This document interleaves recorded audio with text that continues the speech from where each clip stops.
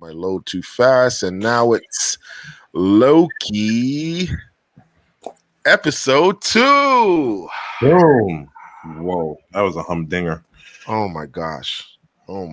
Last week we had some questions. We didn't do it this week, but we just gonna dive deep into this Loki sphere. So right in. So. Okay. What do you guys just think about the episode in general? What do you think, Andre? Let's start with Andre Epix. What do you think about the episode? And we'll dive into the twists and turns. I think we got a lot more answers and more questions in this one. We got some big reveals, some setups that I kind of think, I kind of have a sense of where this is going. And I just love the way that they were time traveling, tracking down the other Loki variant, and just the simple fact that Loki is now finding out a little bit more about what happens in his timeline after the events of the Avengers. Yes. So now things are getting very intriguing. The big reveal at the end, I think it's going to get more interesting as it goes along. And the TVA, there's definitely something up, and I think it's pretty sinister. Yeah, I do too. What do you think? What do you think? Rockstar 801. Yeah, I swear to God, I need to watch this episode about 3 more times because there was so much going on. Yeah. One, the TVA is not who we think they are. Most right. Definitely, there is something. There's something there, especially when nobody's questioning anything of what they believe in the TVA. And oh man, so many Easter eggs. Did anybody notice the pen? I did. Yep. And that pen is a callback to to the Reeve family, right? No. To Fantastic Four. Brad could explain it. Yeah, go ahead. Yeah, that goes to Spider-Man. That jumps in the if you notice, that's the high school that Peter Parker goes to. Actually, no, that's not true. Peter Parker goes to, it's like some science school in the Queens. This is actually tied to America Chavez, who goes to that school. Because they did mention they have somebody working on the side, as sort of like a secret spy in the main timeline. And she can jump through multiverses, and she's going to be in the next Doctor Strange. So this is a total setup for her. Well, oh yeah, that's right. She is supposed to appear in the next Doctor Strange. Well, did you see how they broke down how Loki hides in the apocalypse because nothing can change those last moments? Yeah, that was dope. That's good writing. Hell of a writing. Let me give you my think of this episode. I think that this episode is the first episode. I mean, the exposition that they gave us in the first episode to set up everything, they gave us way more this one, but this one gives us you get the seed of knowing where we're going with the Marvel Cinematic Universe. We're understanding that these pocket dimensions that she sent, those what do you call those things that they blow up?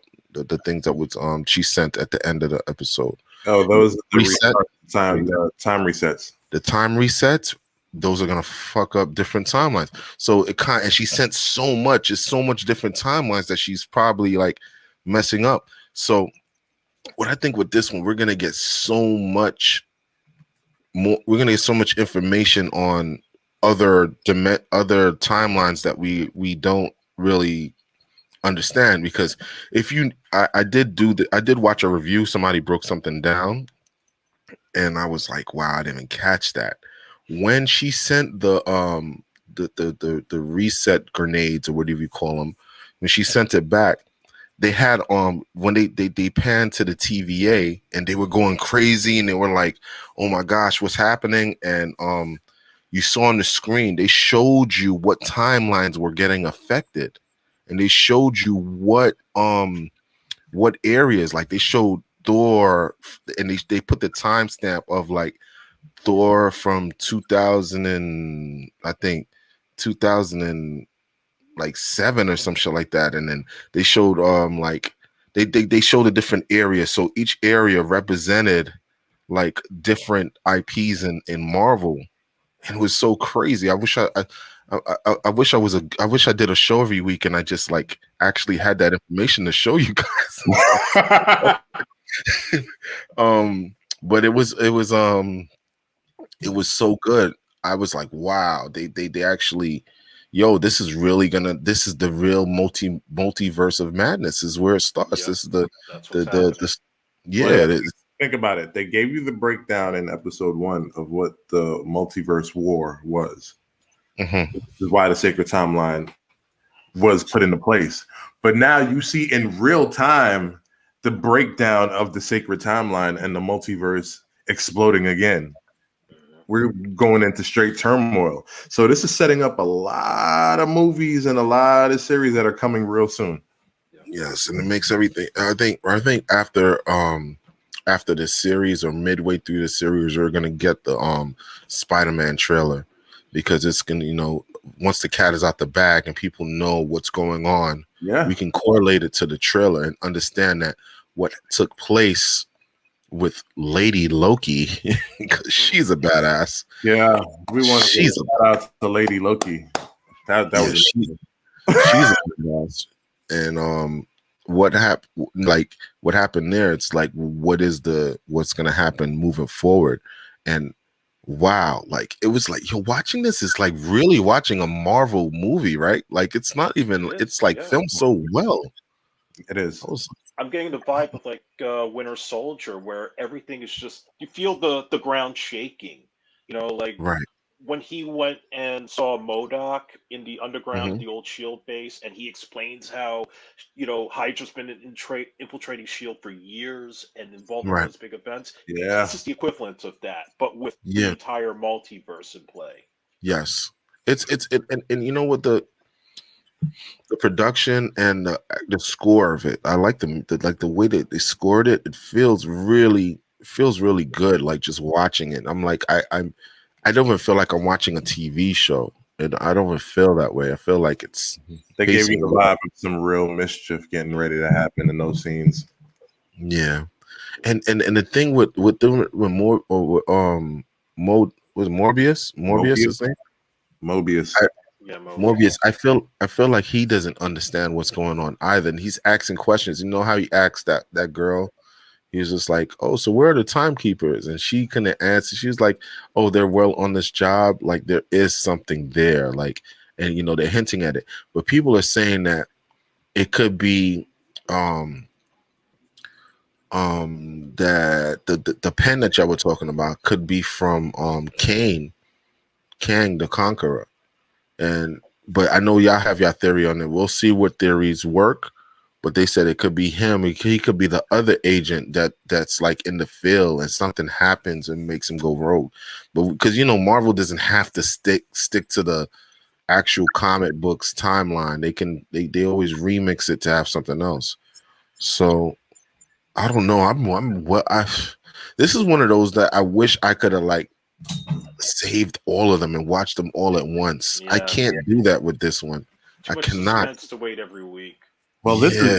because if this is America Chavez, that means does this mean that she had a nexus event in her timeline that she's able to be this spy? Yeah. Yeah, probably. Yeah.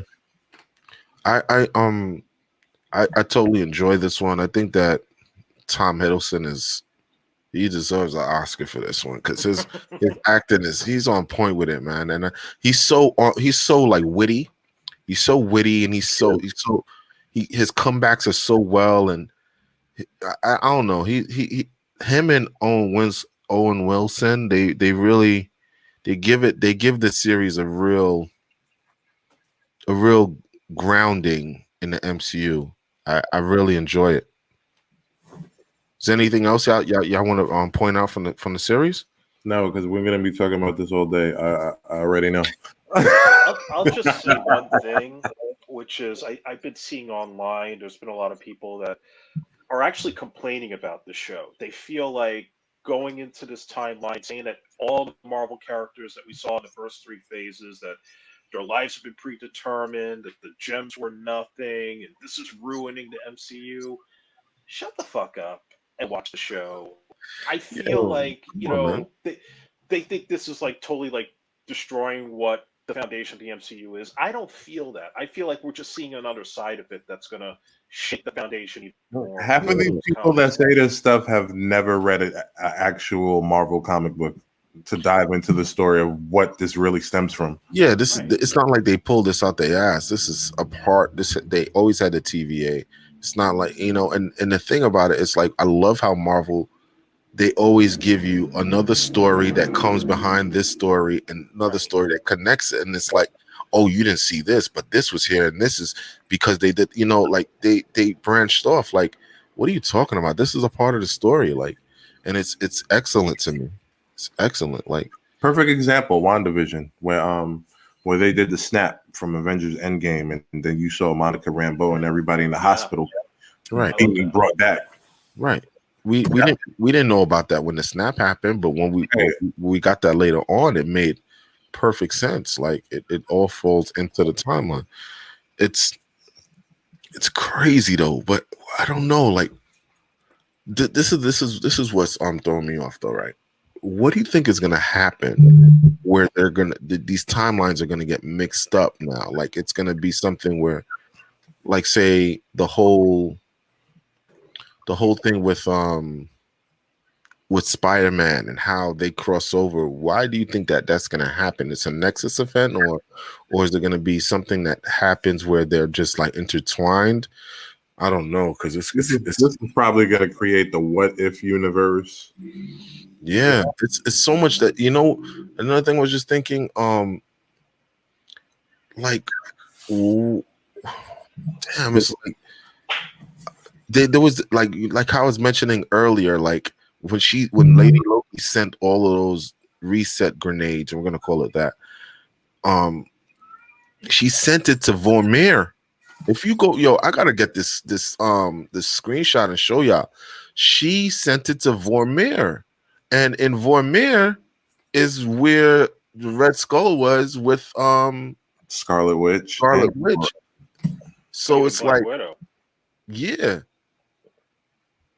So yeah, Black Widow. I said Scarlet Witch. Sorry, Black Widow And Gamora Gamora. before that. Gamora. Yeah. So we don't know what like. Oh man, What if this that is ties into Black Widow? exactly. Because look, we're still rumored to see the Ultimate Avengers, Zombie Avengers. we're scheduled to see a bunch of these different. So this timeline could be non-fixable. And this is like, you know what? This is like how we say Disney. I'm sorry, we're saying like DC can fix everything with the Flash. This is what Marvel's doing. They're like, yo, they're putting their foot on the pedal with this. Like, We're gonna break everything.